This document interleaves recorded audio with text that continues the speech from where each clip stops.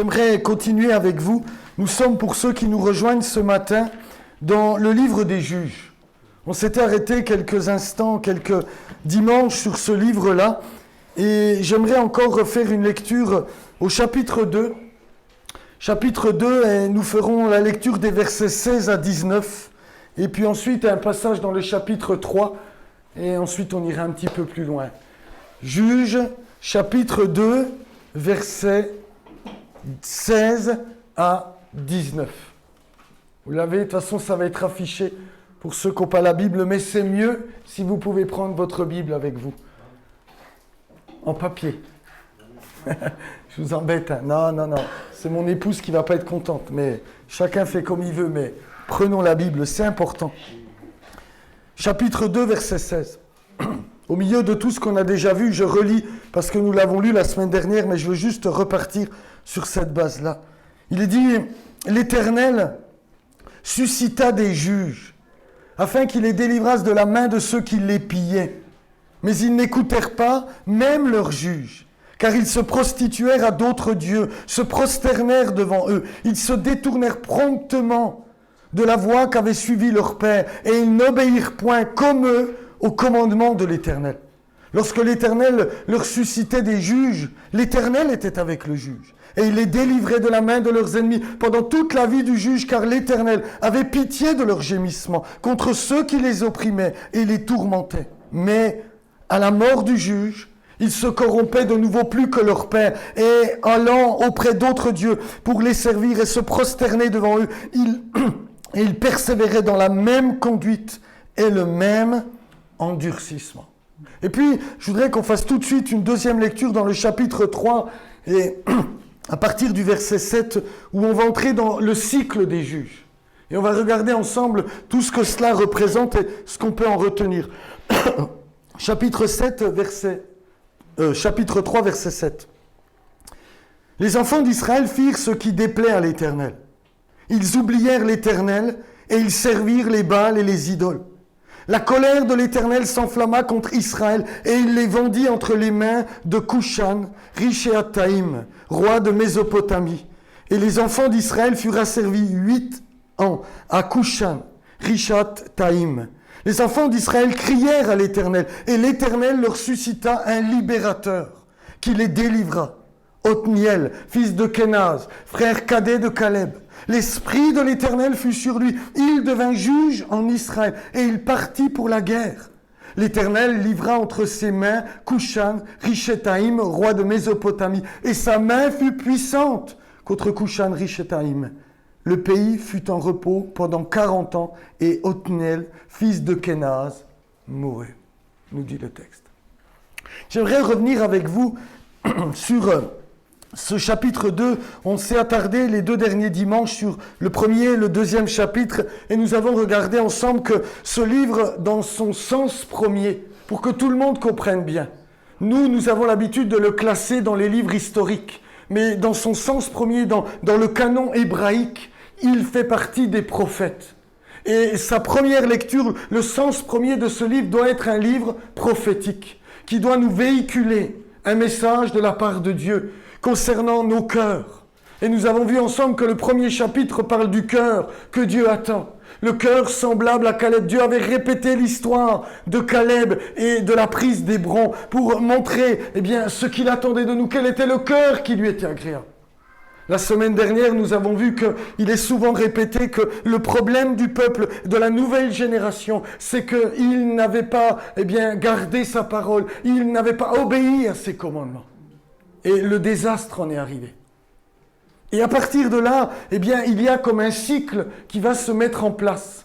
C'est celui des juges.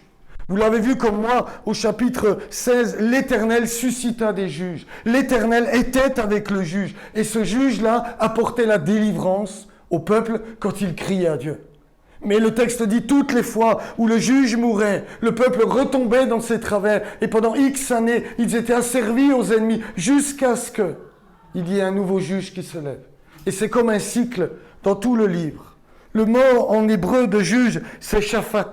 Ça veut dire, juger, gouverner, défendre, punir. Mais dans le texte que nous avons lu, le sens c'est plus spécifiquement celui qui va délivrer. Nous l'avons lu au verset 16. L'Éternel suscita des juges afin qu'ils les délivrassent de la main de ceux qui les pillaient, pardonnez-moi. Et il répète au verset 18. Lorsque l'Éternel leur suscitait des juges, l'Éternel était avec le juge et il les délivrait de la main de leurs ennemis. C'est plus qu'un homme qui va juger. C'est plus qu'un gouverneur dans ce livre-là. Le juge, c'est le libérateur. Et c'est pourquoi, dans le chapitre 3 qu'on a lu, il est traduit, mais c'est exactement le même mot, libérateur. Parce que c'est dans son sens premier, dans son essence, ce que signifient les juges dans ce livre des juges. Des hommes qui ont été suscités par Dieu pour apporter la délivrance au peuple d'Israël. Et puis, ensuite, il est question, bien sûr, de salut. Le mot délivrance, c'est la même racine de mot que le nom de Jésus. C'est sauver. Sauver, délivrer, libérer. Et après cela, il y a cette première histoire que nous avons lue au chapitre 3, où on revient sur ce personnage du chapitre 1er. Vous vous souvenez, pour ceux qui étaient là, je suis désolé pour les autres, Othniel, qui va épouser la fille de Caleb. Et le texte va nous raconter que c'est lui le premier juge de l'histoire. Mais ce qui est très intéressant, dans le chapitre 3, du verset 7 au 11 que nous avons lu, le cycle des juges, j'espère que vous me suivez ou pas? Le cycle des juges va se caractériser par 5 ères. Dans la théologie, les exégèses appellent ça les 5 ères. C'est révolte, ruine, ensuite il sera question de repentance, de rédemption et de repos. Regardez avec moi, on revient sur le chapitre 3, verset 7. Les enfants d'Israël firent ce qui déplaît à l'Éternel. Ils oublièrent l'Éternel, ils servirent les Baals et les idoles. Révolte, premier ère. Verset 8. La colère de l'Éternel s'enflamma contre Israël. Il les vendit entre les mains de Cushan-Rishathaïm. Ruine. Ensuite, il est dit, les enfants, verset 9 d'Israël, crièrent à l'Éternel. Repentance. Et l'Éternel leur suscita un libérateur qui les délivra. Rédemption. Et il termine au verset 11. Le pays fut en repos pendant 40 ans. Repos. Les 5 ères. Et ce cycle des juges revient constamment dans ce livre. On le retrouve, je peux vous lire dès le verset 12. Les enfants d'Israël firent encore ce qui déplaît à l'Éternel. Donc, révolte. Et l'Éternel fortifia Aiglon, roi de Moab, contre ruine, etc. Et ensuite, il est dit au verset 15, les enfants d'Israël crièrent à l'Éternel, repentant. L'Éternel leur suscita un libérateur, rédemption. Et le verset 30, en ce jour, Moab fut humilié sous la main d'Israël et le pays fut en repos pendant 80 ans. La révolte, la ruine, la repentance, le Rédempteur et le repos. Et c'est très important. C'est très important parce que ce cycle des juges va vous aider à bien comprendre tout le livre. Parce qu'il y aura des moments, vous allez voir, où le cycle n'est pas complet. Il y a des moments où il n'apparaît même pas, où il y a des moments où il manque la repentance, où il manque le repos. Et l'auteur du livre des juges, quand il omet, veut nous interpeller et veut nous parler.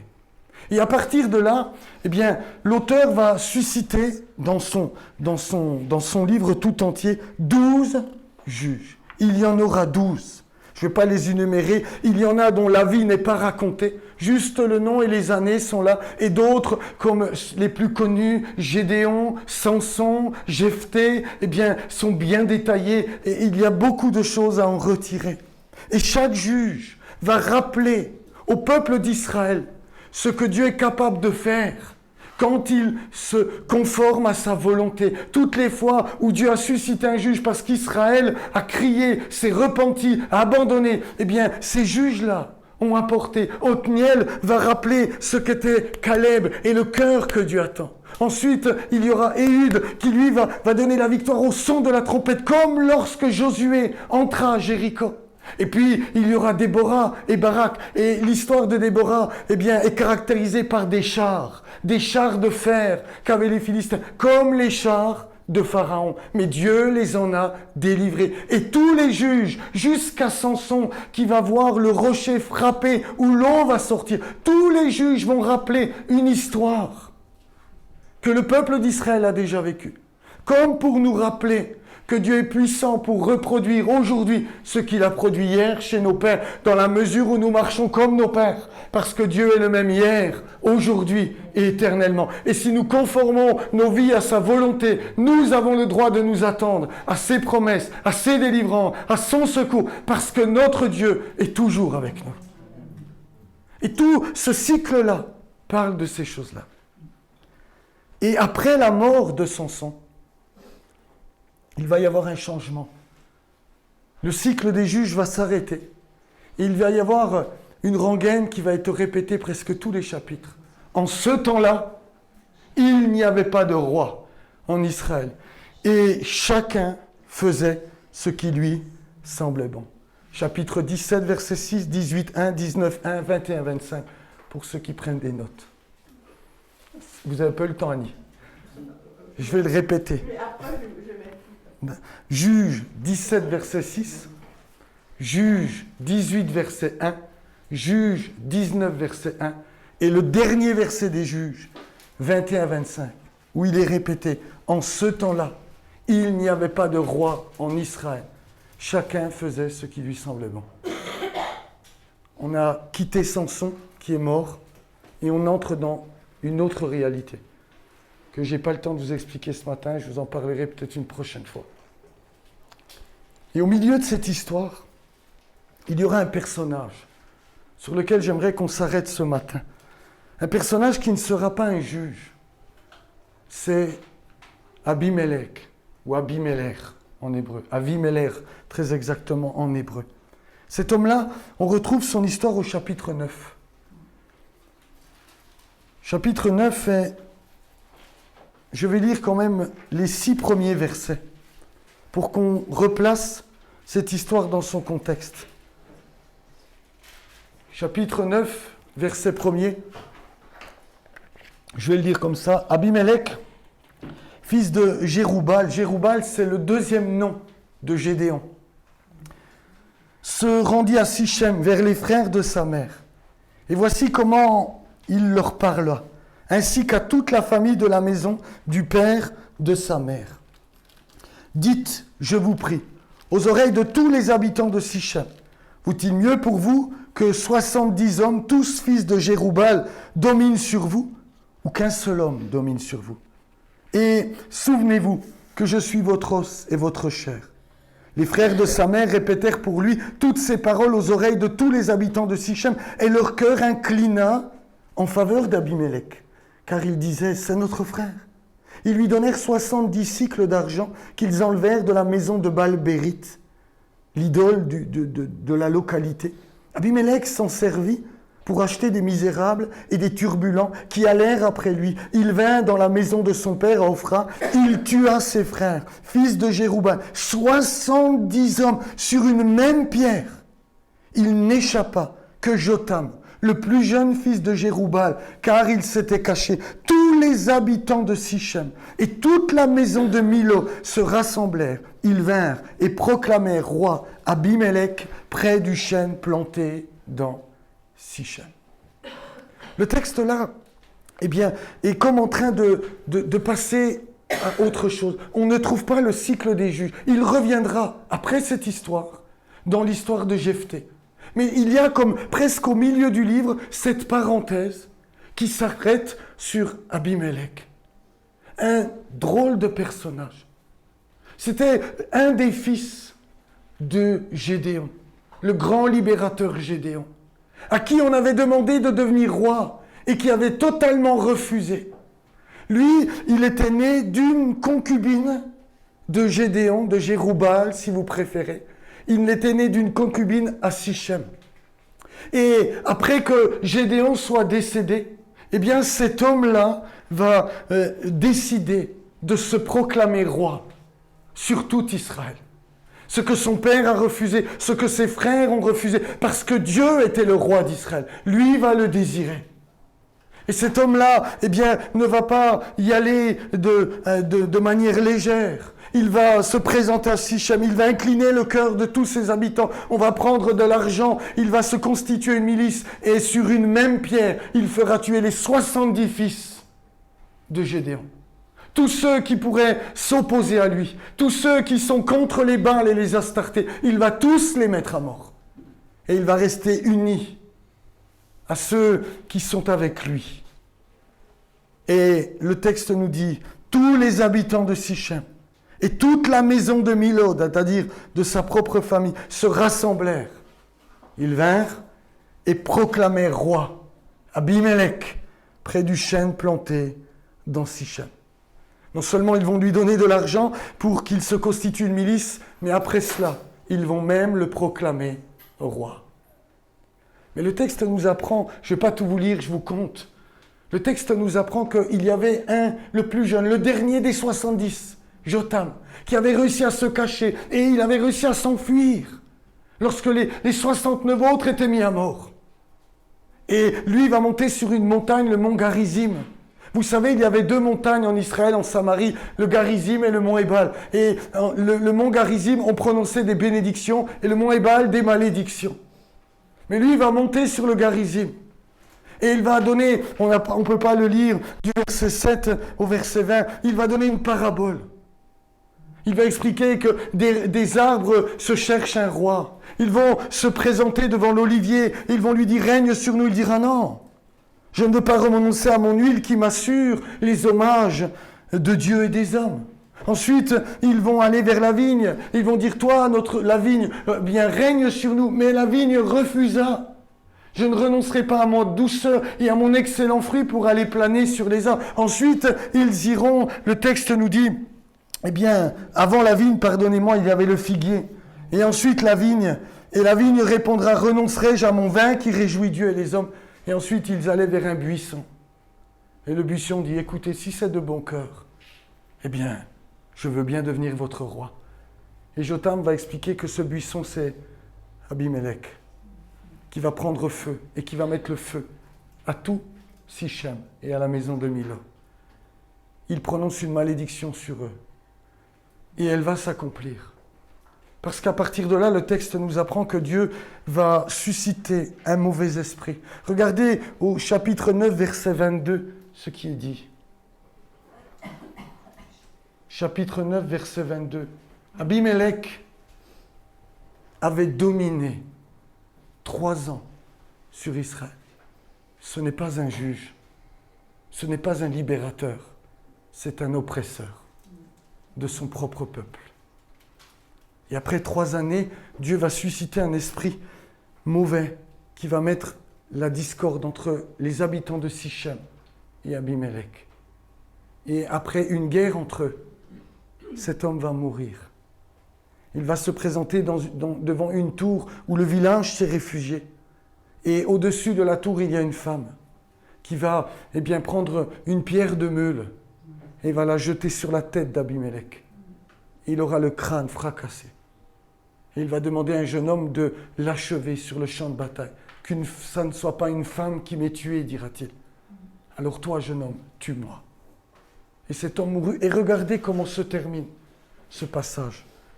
Versets 56 et 57. Ainsi, Dieu fit retomber sur Abimélec le mal qu'il avait fait à son père en tuant ses 70 frères. Et Dieu fit retomber sur la tête des gens de Sichem tout le mal qu'il avait fait. Ainsi s'accomplit sur eux la malédiction de Jotham, fils de Jéroboam. Toute cette histoire se termine par ces 2 versets. Alors, je vous disais tout à l'heure, quand il n'y a pas le cycle des 5 R, nous devons nous arrêter et réfléchir à ce qui est dit. Comment ça se fait qu'au milieu de ce livre, entre 2 cycles des juges, il y a l'oppresseur? Il y a cet homme qui va vouloir être le roi, qui ne va pas avoir peur de mettre à mort 70 personnes sur une même pierre, mais qui va mourir. selon la malédiction prononcée contre lui. Et le texte spécifie, Dieu fit retomber le mal qu'il avait fait sur lui.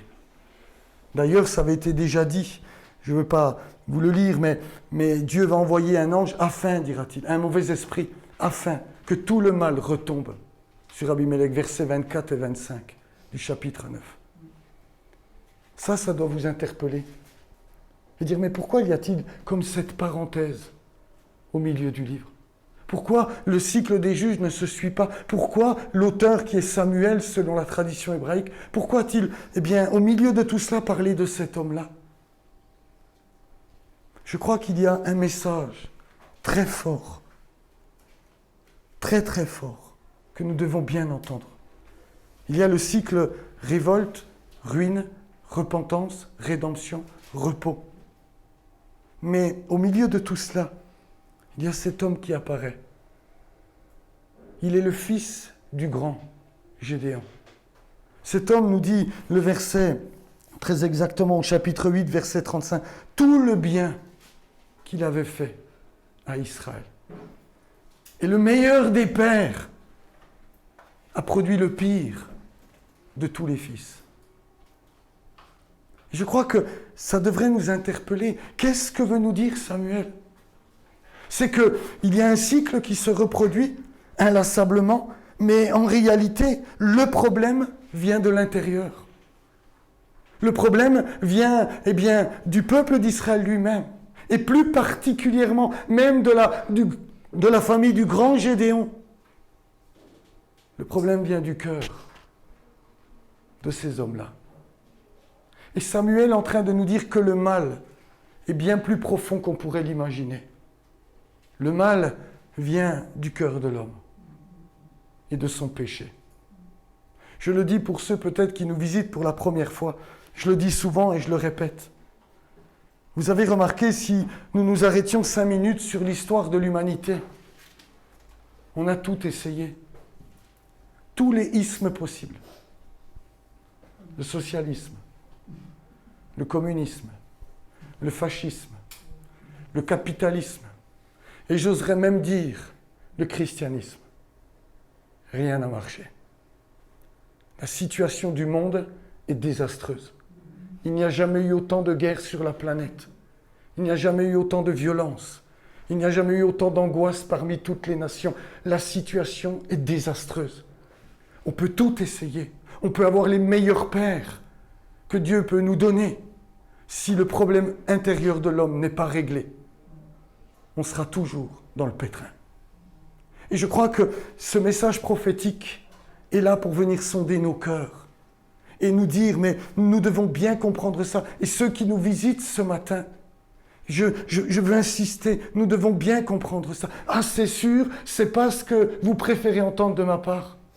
Je sais qu'aujourd'hui, on aime bien entendre que Dieu veut nous bénir, et il veut le faire, que Dieu veut nous visiter, et il veut le faire. Mais on aime moins entendre parler, de la sainteté, de la justice, et d'un Dieu, qui fait retomber le mal sur ceux qui l'ont commis. Là, il y a moins d'amen, hein. Mais c'est ce que dit la Bible. Et à travers Abimelech, Dieu nous parle de notre propre cœur. Dieu nous parle de ce cœur qui s'est élevé contre Dieu, qui s'est révolté contre Dieu lui-même, qui a voulu aller s'asseoir sur le trône à la place de Dieu. Parce qu'au fond, le mal, à son origine, c'est ça. On a décidé par nous-mêmes ce qui serait bien et mal. Réfléchissez à l'Éden. C'est ce qui s'est passé. Le jour où le serpent est venu, c'est pas qu'il a fait douter Ève de la parole de Dieu. Il a dit, Dieu a-t-il réellement dit, vous n'avez pas le droit de manger de tous les arbres du jardin. Non, on peut manger de tous, sauf de celui-là. Celui-là, Dieu vous en prive, parce qu'il sait que le jour où vous en mangerez, vous serez comme lui. Et là, le regard d'Ève a changé. Cet arbre qu'elle ne voulait même pas toucher devint joli, beau, agréable à la vue, rendant l'intelligence et donnant la capacité de connaître le bien et le mal. Elle en prit. Elle en mangea et en donna à Adam. Qu'est-ce que ça veut dire? Je le dis pour toi, Alice, c'est peut-être la toute première fois que tu viens. Excuse-moi. Mais ça veut dire que Le drame de l'humanité, c'est qu'il a choisi ce qui était bien et mal à la place de Dieu. Et il s'octroie le droit d'imposer ce qui est bien et mal. Alors qu'en réalité, nous étions incapables de connaître ce qui est bien et mal. Parce que pour connaître ce qui est bien et mal, il faut connaître l'avenir. Combien d'entre nous aujourd'hui, dans notre vie un peu plus avancée, peut dire il y a des circonstances où je pensais que ce serait bien, mais en vérité c'était un mal. Et d'autres circonstances où je pensais que c'était mauvais ce qui m'arrivait, mais ces choses ont contribué au bien de mon existence. Parce qu'il faut connaître l'avenir pour savoir ce qui est bien et mal en vérité. Et c'est Dieu qui se proposait de nous enseigner, de nous instruire, de nous dire ce qui était bien et mal. Mais l'homme a choisi par lui-même de choisir. Il a voulu choisir, non, ça c'est bien pour moi, ça c'est mal, et je ferai ce que je veux. Et la vraie révolte dans le jardin d'Éden, c'est ça.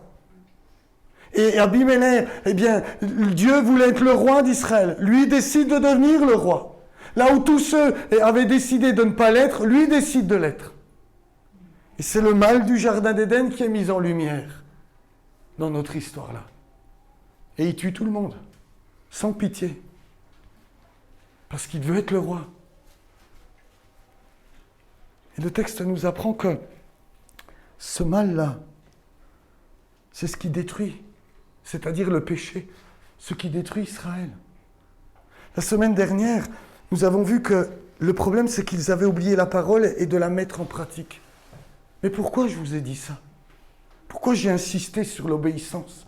Pourquoi depuis quelques dimanches, j'insiste un peu sur ces sujets-là? Non seulement parce que je pense qu'ils sont extrêmement importants pour notre vie d'église et notre vie personnelle, mais parce que nous devons bien connaître Dieu et sa pensée. Pourquoi Dieu attend de nous de l'obéissance? Est-ce parce que c'est un despote plus grand qu'Abimelech? Ou est-ce parce qu'il est saint et il ne peut pas avoir de communion avec ceux qui pratiquent le péché?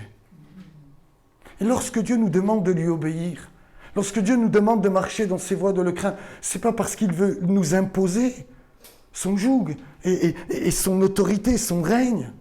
C'est parce que Dieu sait que si nous ne marchons pas dans ses voies, on ne peut pas être en communion avec lui.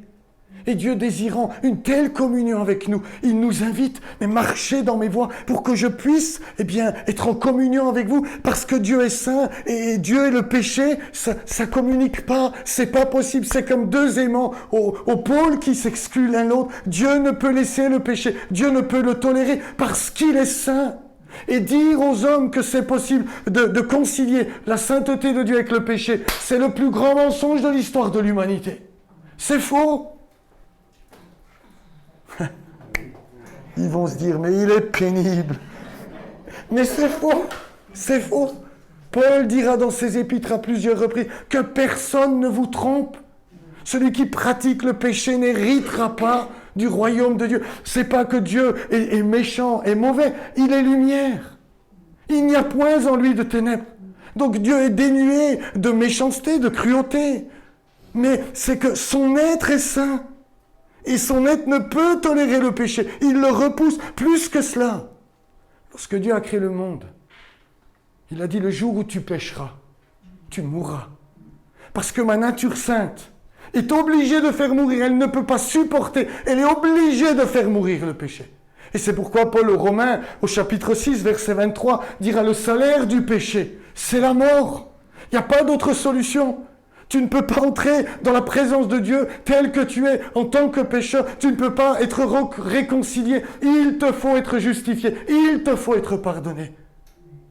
Parce que le texte dit, Dieu fait retomber le mal. Parce que sa loi l'impose. La loi de sa sainteté. Lorsqu'il a créé le monde, il a créé l'homme et la femme, mâle et femelle. J'insiste aujourd'hui sur ces deux termes, mâle et femelle. Et puis, il leur a donné des lois. Et toutes ces lois sont basées sur qui il est.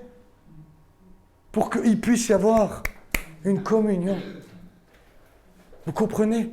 C'est extrêmement important qu'il puisse y avoir une communion entre la créature et Dieu. Et dans ces lois-là, il va dire le salaire du péché, c'est la mort. Parce qu'il n'y a pas d'autre d'autres possibilités. Si le péché vit, Dieu, ne peut s'en approcher. Et pour qu'il y ait, il faut que le péché soit mis à mort. Vous me suivez toujours ou pas? Amen. Merci mon frère. J'aime bien cet amen-là. Cette loi est due à la nature sainte de Dieu. Imaginez un seul instant, dans notre pays, qui a instauré ses propres lois pour que la justice soit rendue. Je ne sais pas qui prendre comme exemple, mais je prends Julien. Pardon Julien, mais comprends bien ce que je veux dire. Ce n'est pas du tout mon souhait, rien du tout. À l'issue du culte, il rentre chez lui et son épouse et son fils ont été sauvagement assassinés. L'enquête est faite. Ah, tu as compris pourquoi je disais ça maintenant. C'est parce que je souhaite. L'enquête est faite. La police attrape le coupable et on le met en prison. Et le jour du procès, il arrive devant le juge. Et le juge devant tous déclare, « Moi, je suis miséricordieux et compatissant. Relâchez cet homme. On lui pardonne tout. » Julien, moi le premier, Fabrice, mon grand frère et garde du corps, on crie à l'injustice. On aurait crié au scandale. On veut que justice soit rendue. On veut que le coupable paye. C'est odieux ce qu'il a fait. Vous êtes d'accord avec moi ou pas? Oui ou non? On veut que justice soit rendue. Mais par contre, quand il est question de Dieu, ça nous embête un peu. On n'a pas envie que justice soit rendue. On n'a pas envie que sa loi s'applique. On n'a pas envie de ces choses-là. On ne veut pas que justice soit rendue. On ne veut pas que le mal retombe sur ceux qui le commettent. On ne veut pas que Dieu exerce sa loi et sa justice au milieu des hommes. C'est étonnant comme nous sommes. Parce que quand ça nous concerne, nous réclamons ces choses-là. Mais quand ça concerne Dieu, s'il pouvait être bien compatissant à mon égard, ce serait sympa. Mais la justice de Dieu réclame que le coupable soit puni. Je l'ai déjà dit, je le répète ce matin parce qu'il y a des nouveaux au milieu de nous. Dieu est confronté à un problème avec lui-même, Alice. Je te demande pardon. Il y a sa justice et son amour. Justice et sainteté, et son amour.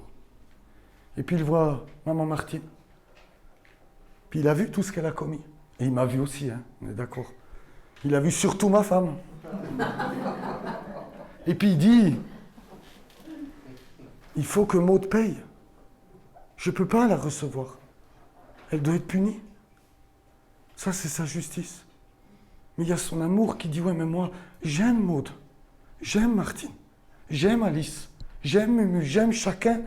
Et je ne veux pas qu'ils soient... Mais la justice dit, mais ils doivent, parce que c'est la loi, parce qu'on ne peut pas faire autrement, parce que la sainteté de Dieu exige cette règle de justice. Dieu est comme, je le dis comme ça pour que vous me compreniez, et Dieu est comme en conflit avec lui-même. Comment va-t-il faire? Il faut que le mal soit puni, mais son amour dit, mais moi je voudrais qu'il soit pardonné. Alors il n'y avait qu'une seule solution. C'est qu'entre la justice et l'amour de Dieu, il y ait la sagesse, qui est le Fils, qui pointe le bout de son nez et qui dit, Père, moi j'ai une solution. Dis-moi, Fils, eh bien je vais me faire comme Martine. Je vais me faire comme Maud, comme Alice, comme chacun, Fabrice et les autres, comme notre sœur Annette. Et puis quand je serai comme eux, tu vas m'imputer chacun de leurs péchés et tu me frapperas à leur place. Comme cela, ta justice sera satisfaite et ton amour pourra leur pardonner. Et ton amour, mais tout sera réglé par la mort en croix du Fils de Dieu. C'est le conflit que Dieu a résolu par l'envoi de son Fils bien-aimé. Et c'est pourquoi l'histoire va se continuer. Ensuite, vous allez voir qu'il y aura le cycle qui reprend avec un juge qui s'appelle Jephthé. Et ce juge-là, ce sera un fils méprisé de ses frères. On va commencer à entrer dans une autre dimension prophétique, où cette fois-ci pointe le fils qui va venir dans le monde. Ce fils méprisé par ses frères, mais qui va devenir le libérateur. Comme Jésus a été bienvenu chez les siens, mais les siens ne l'ont pas reçu. Ils ont demandé qu'il soit mis à mort. Mais par sa mort, Jésus a accordé le pardon à l'humanité tout entière. Par le rejet de ses frères, Dieu a changé le mal en bien. Et puis ensuite, il y aura une dernière histoire, la plus belle de toutes. Samson. Et vous allez voir, je ferai ça, toute l'histoire de Samson mardi en études bibliques. Nous allons voir ensemble que le cycle est curieux parce qu'il n'y a pas de repentance. Et Dieu va quand même donner par grâce un homme né d'une vierge. Et cet homme, va être incompris de tous ses frères. En fait, c'est le juge le plus incompris de toute l'histoire. Il va être trahi par Judas. Et le texte nous dit que dans sa mort, il y aura plus de morts que pendant tout son vivant. Sa mort va changer le cours de l'histoire d'Israël. Mais Israël ne le reconnaîtra pas. Alors le texte continue. En ce temps-là, il n'y avait point de roi, parce qu'ils n'ont pas compris qui était le Messie, comme ils n'ont pas compris qui était Samson. Dieu va petit à petit dévoiler toute l'œuvre de la croix, tout ce que Jésus est venu faire pour nous. Il nous a tant aimés, dit le texte. C'est pourquoi nous prenons plaisir à prendre la Sainte Seine, à repasser en nos cœurs ce qu'il a fait pour nous, parce que sinon aucun d'entre nous serions pardonnés, aucun d'entre nous serions justifiés. Personne ne pourrait entrer dans la gloire. Mais nous sommes de ceux qui avons mis notre confiance dans ce que Jésus a fait pour nous. Et je sais qu'il m'a sauvé. Et je sais qu'il vous a pardonné. Il a changé l'histoire de ma vie en acceptant de prendre la punition et de régler le conflit qu'il y avait entre Dieu, en Dieu lui-même. Vous comprenez? C'est tellement important. Et ce livre, en fait, projette une telle ombre sur la croix. Ce livre nous raconte que le problème de l'homme, c'est son cœur et son péché, mais que Dieu va trouver une solution. Dieu va envoyer un libérateur, plus que Samson, plus que Gédéon, plus que Jephthé, qui va apporter la vraie délivrance au monde. Et de cette manière, Dieu sera juste, tout en justifiant celui qui mettra sa confiance dans le Fils de Dieu. C'est ça la bonne nouvelle. Nous pouvons tous être réconciliés avec Dieu, pas parce qu'on fait ou ce qu'on ne fait pas bien, parce que Jésus a fait pour nous ce qu'il fallait pour que le péché soit écarté, purifié, et que nous ayons une telle communion. Vous avez le droit à vivre une telle relation avec Dieu, une telle intimité. Ne la désirez-vous pas?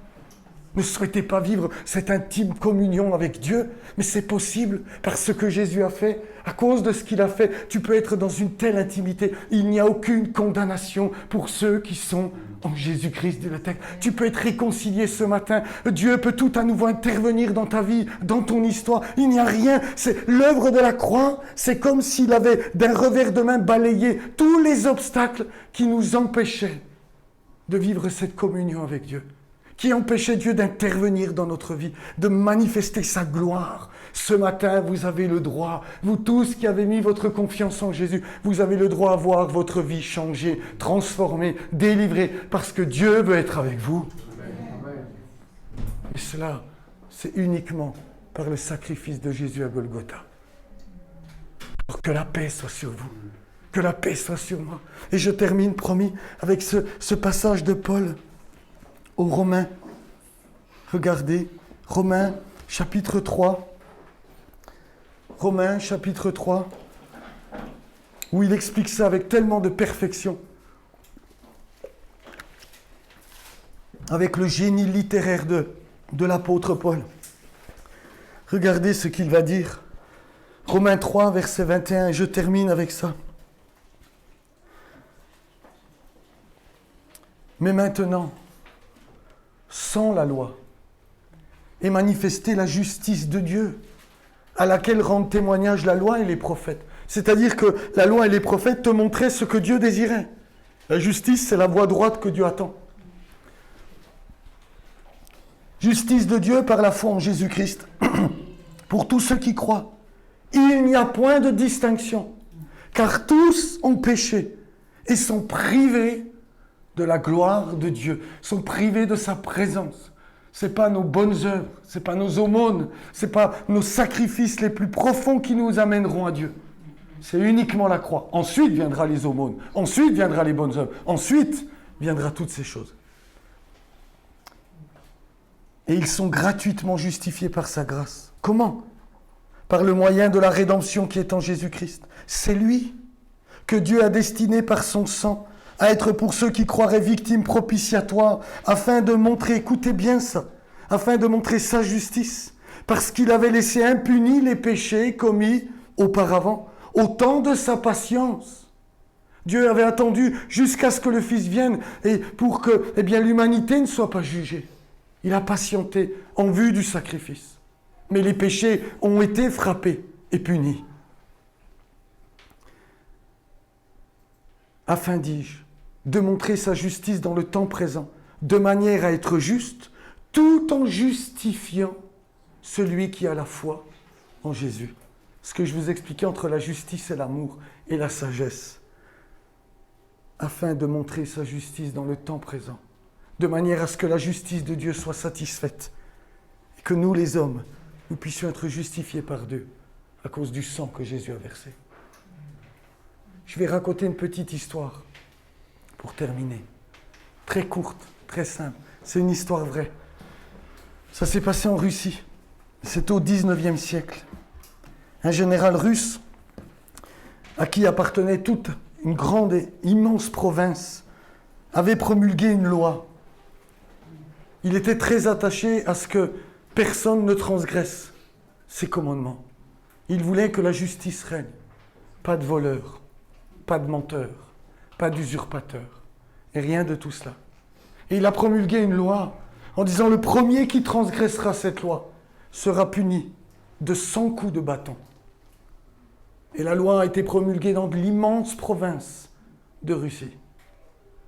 Et quelques jours ont passé et on est venu dire au roi qu'une personne avait transgressé. Faites venir les soldats. Les 100 coups de bâton seront appliqués. Il est hors de question que ma justice ne soit pas satisfaite. Et on va lui dire, maître, c'est votre mère qui a transgressé l'ordre.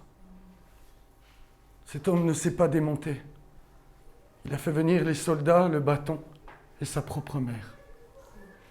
Et puis au moment où le premier coup allait frapper sa mère, il s'est interposé. Il a déchiré sa chemise. Il a demandé que les 100 coups lui soient adressés. Cet homme a pu satisfaire la justice et garder l'amour qu'il avait pour sa mère. C'est ce que Jésus a fait pour chacun d'entre nous. Il s'est interposé entre Dieu et Jérôme.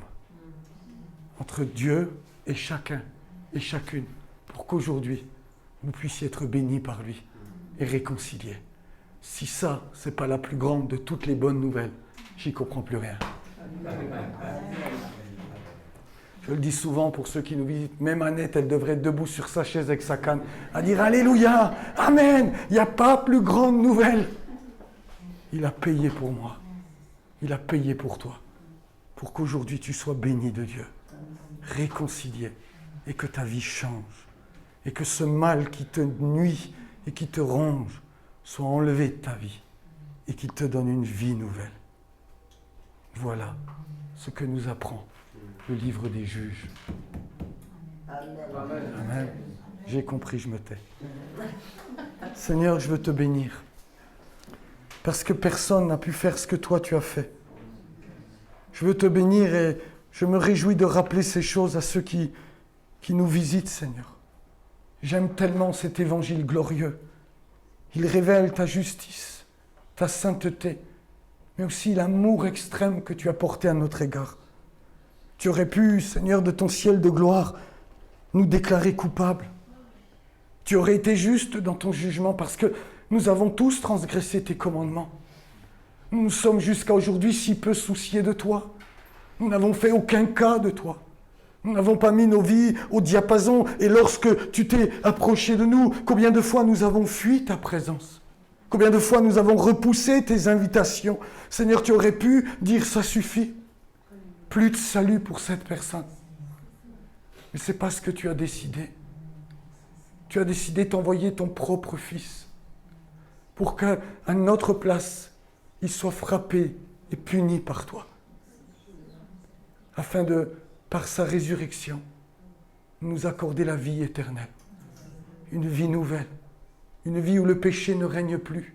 Où la maladie d'Abimélec ne nous habite plus. Où tu n'as plus à craindre que le mal retombe sur toi. Quelqu'un l'a déjà porté. Le Fils de Dieu lui-même. Je te loue, Seigneur, pour ce que tu as fait pour chacun. Seigneur, s'il y a encore quelqu'un ce matin qui doute, qui se pose des questions, je te prie de t'approcher d'elle et de venir murmurer à son oreille l'amour que tu nous as témoigné à Golgotha. Seigneur, je te prie de lui montrer que c'est possible que tout reparte à zéro, que la vie soit nouvelle aujourd'hui, que le pardon lui soit accordé et que le mal devienne bien et que les ténèbres deviennent lumière dans sa vie. Montre à chacun d'entre nous ces vérités. Et pour nous qui les avons reçues, Seigneur, remplis-nous du Saint-Esprit, baptise-nous d'en haut pour qu'on propage à tout Porto-Vec qu'il est possible de te rencontrer à cause de ce que Jésus a fait pour nous. Je te loue et te bénis, Père, pour l'amour, la grâce, la justice manifestée en Jésus-Christ, ton Fils. Amen. Amen. Alléluia.